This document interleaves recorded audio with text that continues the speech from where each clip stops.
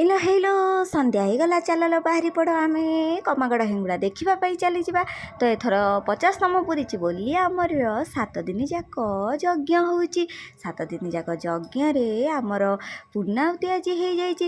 ସେଥିପାଇଁ ମେଘ ବର୍ଷା ଦିନରେ ଇଲୋ ହେଇଲୋ ଗୋଟେ ହେଲେ ଲୋକ ଦେଖାଯାଉନାହାନ୍ତି। ପୂର୍ଣ୍ଣାହୁତି ଯେହେତୁ ହେଇଯାଇଛି, ପହଡ଼ଟି ପଡ଼ିଯାଇଛି, ଆମେ ଆସିବା ଟିକେ ଡେରି ହେଇଗଲା।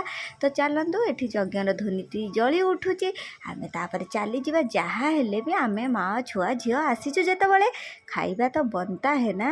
ତ ଚାଲନ୍ତୁ ଫଟାଫଟ ଏଇଠି ଚାଲିଗଲି ଚନ୍ଦନ ଗୁପଚୁପ ପାଖକୁ, ଯେଉଁଟାକି ଆମ କଣ୍ଠିଆ କଣରେ ତାଙ୍କ ଘର। ସେ ହେଙ୍ଗୁଳାରେ ଆମର ପକେଇଛି ମିଠା ଗୁପଚୁପ।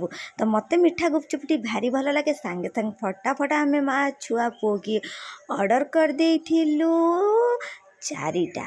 4 ପ୍ଲେଟ୍କୁ ନେଲା 120 ଟଙ୍କା। ଖାଇ ପିଇକି ଚାଲିଲୁ। ମେଳାରେ ତ କେହି କୁଆଡ଼େ ଦେଖାଯାଉନାହାନ୍ତି ବର୍ଷା ମେଘ ଯୋଗୁଁ। ହେଲେ ଆମେ କ'ଣ କରିବୁ, ଆମେ ତ ଆସିଛୁ ଯେତେବେଳେ, ଭାଇନା ତ ଆସିନାହାନ୍ତି, ଆପଣମାନେ ଜାଣିଥିବେ। ଭାଇନାଙ୍କର ହେଉଛି ଯାହାହେଲେ ଘରେ ଜଣେ ହେଲେ ଜଗିବାକୁ ପଡ଼ିବ। ଏତେ ସୁନ୍ଦର ସୁନ୍ଦର ଜୋତା ଦେଖିକି ମୋ ମନ ତ ଭାରି କ'ଣ ହେଉଥିଲା ନେବା ପାଇଁ, କିନ୍ତୁ କ'ଣ କରିବି, ରିସେଣ୍ଟ ମୁଁ 2-3 ହଳ ଜୋତା କିଣିଥିବାରୁ ଯଦି ଫେର୍ ଜୋତା ନେବି, ଭାଇ ମୋତେ କହିବି ଏତେ ଜୋତା ଅଛି ଆହୁରି ତମ ମନ ଶାନ୍ତି ହେଉନାହିଁ। ସେଥିପାଇଁ ମୁହଁକୁ ଚାପିକି ପଳେଇ ଆସିଥିଲି। ବହୁତ ସାରା ପର୍ସ ବି ଥିଲା, କିନ୍ତୁ ପର୍ସ ବି ଏବେ କିଣା ହେଇଛି, ସେଥିପାଇଁ କିଛି କିଣିନଥିଲି। ଯାତ୍ରା ପାଟି ପଡ଼ିଯାଇଛି। ଯାତ୍ରା ଯାତ୍ରା ଯାତ୍ରା ଯାତ୍ରା ଆସିଗଲା ଆସିଗଲା ଆସିଗଲା। ଆସନ୍ତୁ ତୁଳସୀ ଗଣନାଟ୍ୟ ଦେଖିନେବେ।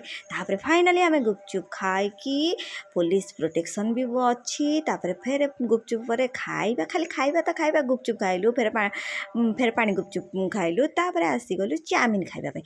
ଚାଉମିନ ଏଠି ଅର୍ଡ଼ର କରାହେଇଯାଇଥିଲା। ପୁଅ ଝିଅ ଆଗେ ଖାଇ ଦେଇଥିଲେ, ତାପରେ ମୋତେ ମୋ ଅଙ୍କଲ ସାର୍ଟି, ଆମର ଡ୍ରାଇଭର ବାବୁଟି ମୋ ସାଙ୍ଗରେ ଲଗେଇଛନ୍ତି, ତୁ ଖାଇବୁନୁ କି? ମୁଁ ଖାଉଛି, ଦେଖନ୍ତୁ ମୋତେ କେମିତି କମେଣ୍ଟ ପାସ୍ କରିଛନ୍ତି। ସେଥିପାଇଁ ମୁଁ ହସି ହସିକି ପୁରା ଗଡ଼ିଗଲିଣି। ଗଡ଼ିନି ମ, ତଳେ ଗଡ଼ନ୍ତି ନା କ'ଣ, ଗଡ଼ିନି।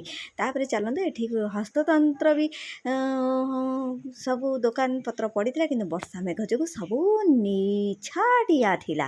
ତଥାପି ଏଠି ଡ୍ରେସ୍ ଭଲ ଦେଖାହେଉଥିଲା, ଯାଇକି ଟିକେ ଦେଖିଦେଇଥିଲି, କିନ୍ତୁ କିଣିନଥିଲି।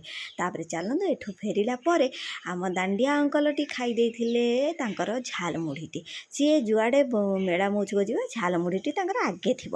ତାପରେ ଆମେ ମହାବୀର ଫାଲୁଦା କତିକି ପଳେଇ ଆସିଥିଲୁ, କିନ୍ତୁ ଫାଲୁଦା ଖାଇନଥିଲୁ, ଆଇସ୍କ୍ରିମ୍ ଗୋଟେ ଖାଇଥିଲୁ। ମୋ ଝିଅ ତାର 10 ଟଙ୍କିଆ ଆଇସ୍କ୍ରିମ୍ଟି କିଣି ଦେଇକି ମୋ ହାତକୁ ଧରାଇ ଦେଇଥିଲା, ମାମା ତୁ ଏଇଟା ଖା, ମୁଁ ଏଇ ଆଇସ୍କ୍ରିମ୍ଟି ଖାଇବି। ଚକୋଲେଟ୍ ଫ୍ଲେଭରର ଆଇସ୍କ୍ରିମ୍ ପୁଅ ଝିଅ ଖାଇ ଦେଇଥିଲେ। ତାପରେ ମୁଁ ସେଇ 10 ଟଙ୍କିଆର ଚକ ବାଏ ଖାଇକି ଘରକୁ ରିଟର୍ଣ୍ଣ କରିଥିଲି। ତ ରହିଲି, ଜୟ ଜଗନ୍ନାଥ। ସବସ୍କ୍ରାଇବ୍ କରିବାକୁ ଜମା ବି ଭୁଲିବେ ନାହିଁ।